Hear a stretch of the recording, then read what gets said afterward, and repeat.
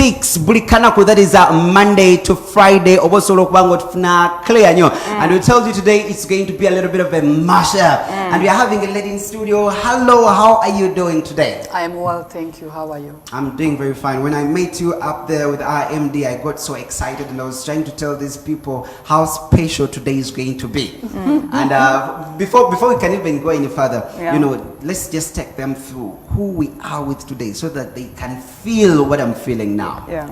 You want to? Simple introduction. Oh, yeah. Okay. My name is Phumeza Mukendi. Right now I am at the South African High Commission as the Deputy High Commissioner.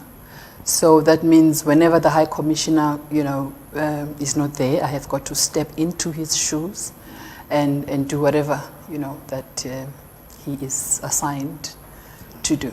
Besides, the work of the Councillor Political, because when I was transferred here, my position, I was told, is that of a Councillor Political. But when I got here, things changed, the levels, because immediately after the High Commissioner, it's me, and therefore it makes me the Deputy High Commissioner whenever he is not around. And this time around, you decided to come at Record TV on Shiguna to talk about something very beautiful. Before we can even get our first clip, tell them this time around why you decided to come on this show. Well, I decided, first of all, maybe I should thank Record TV for having me here, and also thank and greet your listeners. And it's a huge opportunity for us that one of us is here to talk about the Nelson Mandela International Day, which is tomorrow. And to also maybe say one or two things about the icon himself, Nelson Mandela. This is what we're going to be doing. Yeah. I want you to first watch this one here. Yeah, just a little bit. We're having like 3 clips of them. 4 of them. So I want you to look at these very carefully and listen. He was one of, I think, the best speakers, yeah? Yeah, and before we go in further, there is this one quotation he made, and it's all about, we have limited time on earth. So we can use that time to turn our countries into what we've always dreamt of them being. Wow, let's first watch this one here, then after we get back. By the call for an annual Mandela Day in our honor. Our struggle for freedom and justice was a collective effort. Mandela Day is no different. It is in your hands to create a better world for all who live in it. Mandela Day will not be a holiday, but a day devoted to service. It is our hope that people will dedicate their time and effort to improve the conditions within their own communities. We thank you for participating in Mandela Day.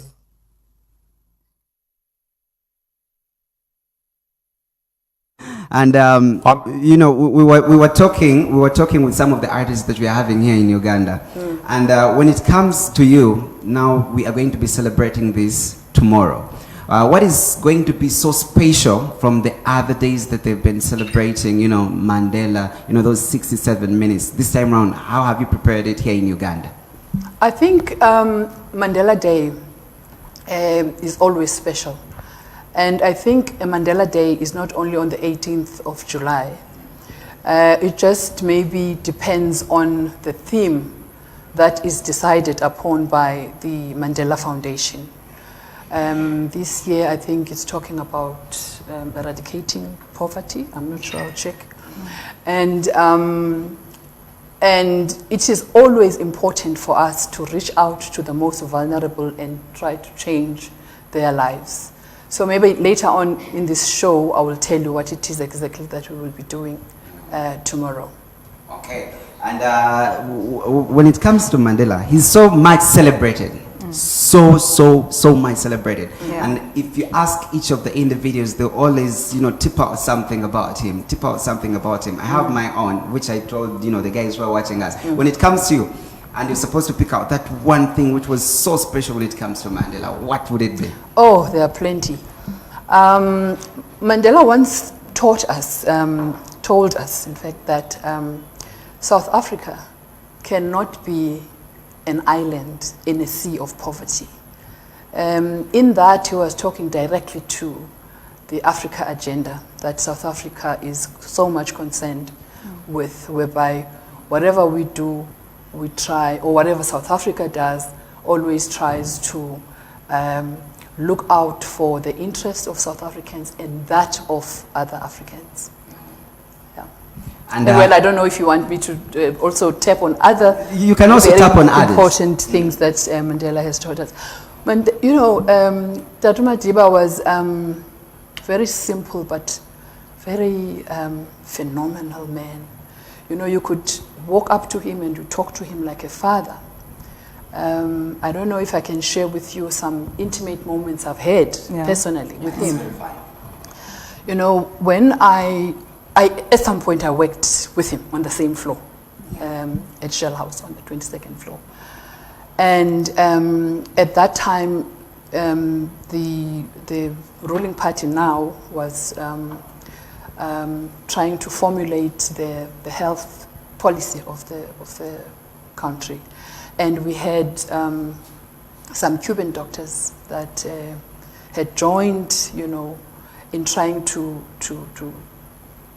take us into a new era, shackling off the bondages of apartheid insofar as healthcare, focusing on child health and women health and so on. So when these Cuban doctors were supposed to go back to Cuba, I was asked, because I was from that section, the health section, to take some letters to him to thank Fidel Castro. There were no resources at the time. It was back in the day, I think it was in 1994 or 95, if I'm not mistaken. And it was almost midday, so I had to rush and fetch my son, who was only about 6 at the time, from school, to travel with him all the way from Johannesburg to Pretoria, because at the time, Madiba was already a president. Yeah. And so that he can sign these thank you letters so that they can be sent to Fidel. And the man of that stature called out to his PA and said, can't remember the name now, so-and-so, please can you come and I am told that the lady has brought her child here. Yeah. I want to meet and greet that child, And my son was so puzzled. Yo, Mandela? What am I going to say to Mandela? And then he said, hi, hello, young man, And then he says, come here. And then he says, what do you want to become when you are older? Yeah. And then he looks at him and says, nothing. It was such a joke, so we always tease him about that. Because here in Uganda, it was only Bebe Cool, he's one of the artists here, who took a photo. There were 100 people in that photo, and Mandela was seated there, and it was all over social media. So now me also being here with someone who was with Nelson Mandela, I feel like I should take a selfie, and I'm like, I was also there. Strangely, I don't even have one picture with him. I see when you go to people's homes, they have pictures with him there. Yeah, so I missed out on the opportunity. If I touch you, I feel like I would have touched Mandela for some reason. And Señorita, you're telling me about the other one. And by the way, there's Morgan Freeman. He's one of the best actors, all over the world, I should say. We also got to say something, about tomorrow. And let's first watch this one here, a little bit. Morgan Freeman. Then after, we're going to bring you those inspirational speeches that Mandela, did. They were just so beautiful. Let's go.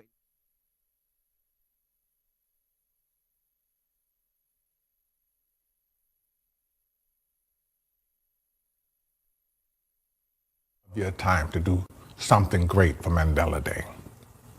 It's a good idea. You didn't hear? Let's play it again. Let's play it again from the beginning, yeah? We'll listen to Morgan Freeman talking about tomorrow. On Mandela Day this year, I will be delivering books to a school for children in Mississippi. And I encourage everyone around the world to pledge some of your time to do something great for Mandela Day. It's a good idea. Yeah, definitely. Wow. Yeah, we all agree. I've seen people in South Africa, for them the way how they are going to do it, I think it's an NGO, and for them they are going to be helping out these kids on the streets. I've looked at the pictures and I was like, wow, you know. And you know, it is always very bad, you know, to just have one day to celebrate someone. You know, it is, me, I feel like they should be celebrated every day, because if you look at other countries, like in, was it in Canada, for them they have even like a museum, and they have so much of his stuff, you know, the speeches. He was a very good guy. So now, let's come back. So this year, when it comes to Uganda, let me say people want to gather together, you know, do some good work, you know, for either kids or the underprivileged people, or, you know, mothers. How is it going to be here in Uganda? Tomorrow we are going to a school, or a center has been identified, where we are partnering with, where we will go and assist them in trying to better, you know, the lives of the kids in that center. The center is called Grasha Machel Development Center. They are training girls and young women. They have got 4 programs running. That of tailoring, hairdressing, you know, catering, and so on. And we urge people who can contribute anything in those 4 pillars at that school. But as the South African High Commission, we cannot take any donations, but we have felt the need to reach out to that school and assist them going forward, so that these kids that are there can have a future, so that one day they can be able to be employable or run their own businesses as entrepreneurs, you know. Wow, that is very good. And let me tell you something, before Señorito comes in with another one, I always keep telling people, you know, if you give a hand, if you help, you know, most of when it comes to the kids, Nze nawagamba. I grew up, no mom, no dad, no nothing, but the church helped me. So I always feel attached, you know, helping, you know, kids, you know, because I wouldn't also have been here if the church didn't help. And there are other quotes, of course, you wanted to tell us about, the ones you're going to watch. Yeah, before we go in for this other video, there is also something amazing that he spoke of. He said that influence starts with you. You can never influence someone to do something if at all you can't influence your own self. Yeah, so that was so amazing, and I learned something from that. Even Will Smith, I remember Will Smith met him, and he was with the selfies almost everywhere. You know, and being powerful doesn't mean you're supposed to be tough. Yeah. He was a very powerful guy, very respected, and he wasn't tough. He was a cool guy. He was very, very cool. He was very, very cool, and he was remarkable in that Mandela spent his 27 years in prison, and he was tortured. His you know, family, you know, was affected. He lost a son and his mother in 1 year. I think it was in 1963 or so. And he was not even allowed to go to the burials of those people. And a lot of other bad things happened in his life, including, you know, the torture and the humiliation, you know, that was perpetually orchestrated towards his then wife, the late Nomzamo Madikizela Mandela. And when he got out of prison, he was reconciliatory. He, you know, he just wanted peace. He wanted development. He wanted justice. He wanted fairness. He taught us a lot of many good things. And sometimes I look at the world, especially our continent, and think, if only we could have just 10 Mandelas, you know, and the continent would be definitely a better place. Because I remember, you know, everyone would have a story. Now, I heard of a story that there were people who were working in an oil mine. Yeah. And these employees, they wanted to strike.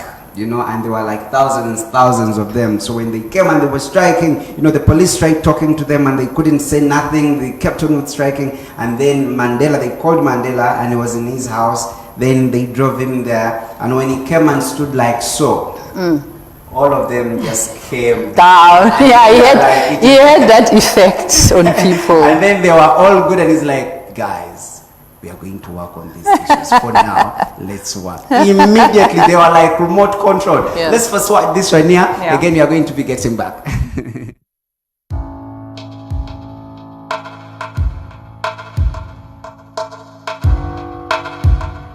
It has the power to inspire. It has the power to unite people in a way that little else does.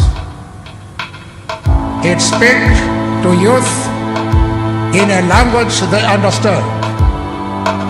Sport can create hope where once there was only despair. It is more powerful than governments in breaking down racial barriers. It laughs in the face of all types of discrimination. The heroes standing with me are examples of this power. They are valiant, not only in the playing field, but also in the community, both local and international. They are champions, and they deserve the world's recognition.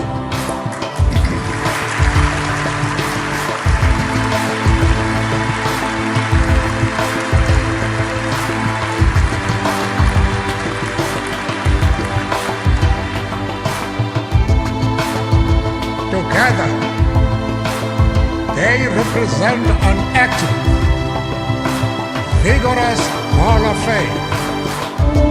A Hall of Fame that goes out into the world. Worldwide, they're going to be celebrating Mandela. I don't know why they dub it the 67 minutes, yeah? But it's going to be happening tomorrow. I've seen, you know, if people like Morgan Freeman can also say some, you know, I've seen people all over, even in Asia. Yeah. What do you think brought that effect? Like, you know, his goodness, like even just being near him, it brought the goodness. Why do you think that he created that kind of environment around him? How do you think it happened? I guess when he was younger, he was a bit more, you know, radical. He changed course in terms of politics in South Africa. We enjoying our freedom today because of the likes of Mandela and his other comrades. But I guess, again, when you are incarcerated for so many years and you lose your life, the years in prison, you tend to think and re-strategize, and because I do not think that his radical nature was because he was, you know, just radical for the fun of it. He wanted justice. So deep down, it just shows us that truly he was a caring and a very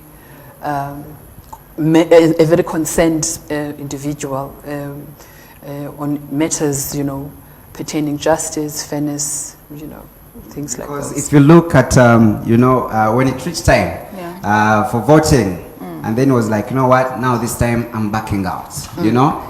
That effect was so, because they thought, you know, he could come back, you know, like the presidents who stay in power for long.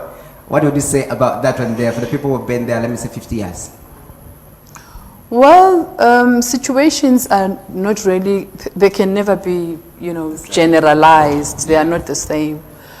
But I think Mandela came back and realized that South Africa was not in short of leaders. And instead, he decided to take a back seat and say the younger ones should go on, you know, and lead. And he had confidence in the, you know, the South Africans that were in the leadership, in the ANC at the time, that they were trained and that they were ready to lead. So as we are wrapping up, yeah, what is it that you would love to tell Ugandans as per that day tomorrow? All right. As per that day tomorrow, I would like to reach out to Ugandans and beyond, and say to them that let every day be a Mandela Day. Just recently, I went to visit an old lady somewhere in Kampala. I don't know the many places by name here, but I was taken there. And I met a lady who has been robbed of a school, and she's now destitute, and she is, she has got nothing, and my heart sank because I thought, these are the people that we as a society are supposed to be taking care of. She does not have too many years to live. Why can't we, garner, resources and make sure that her last days are comfortable? And I think all of us have got a responsibility to contribute to bettering another person's life. Let's imagine someone is watching us at home. And maybe they want to donate something, yeah? They are watching from wherever they are watching here in Uganda. Yeah. They're like, at least, I want to connect with them so that, I cannot be there in person, but at least I can send my contribution or my donation. How can they reach out more so when it comes to your organization? All right. We are not allowed to be taking any donations. Yeah. But because of the short, time frames, because this thing is tomorrow, or maybe we can even say, as we always say, that let every day be a Mandela Day. You can call the embassy. Maybe we can direct you to where, your assistance is needed the most. Because we always have people who are in need. Yeah. Do you have the number of the embassy offhand, or? I don't have it. So they can just go to Google and they write in what? Yeah, they can go into, they can search for it, and then they can, perhaps I can leave it with you, and then, I can leave my card with you so that you can, if there are follow-ups, you can be able to give out our number. That is very beautiful. Yeah. And of course, this is what we're going to be doing. Thank you very much. Let me also have a handshake with someone who is also near Mandela. So, baby, cool. No. I'm also having another one at least. Thank you very much. Yeah, Thank you, sir. Yeah, and as we are concluding the Mandela right now period, there is also this last thing he talked of. He was like, let us grow together, let's develop together, let us all try to bring a change in our countries. Wow. Definitely. Yeah. Me, I like that part where it was like, let me let the other leaders come through, because he's known to know the Alpha and the Omega. Yeah. That Yes. was very beautiful. Definitely. And the reconciliation part, Yeah. that was beautiful. Yeah, in Uganda, let me tell you, people kill each other because someone has, cheated on another person, and it is so bad, but reconciliation is always the best. Let's just go in for a short break. And of course, when we come back, we are going to be coming back with the cock moment, and we still have more guests, yeah? So let's just go in for this, then after we're going to be getting back.